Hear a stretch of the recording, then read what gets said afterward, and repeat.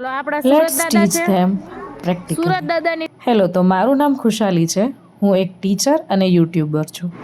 સ્ટુડન્ટ્સને activity કરાવવા માટે મેં નોર્મલ પેપર્સથી સૂર્ય અને બધી જ સાઇડ્સ એંગલ્સ એટલે કે દિશાઓને કટ કરી લીધી.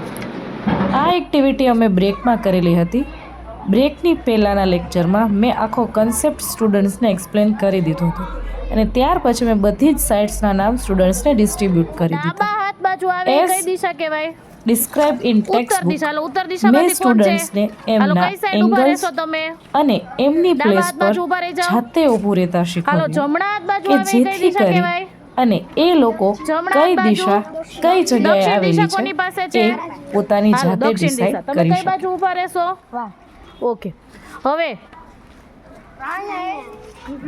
હવે નિર્મળભાઈ નું મોઢું જે બાજુ છે ઈ દિશા કઈ કહેવાશે?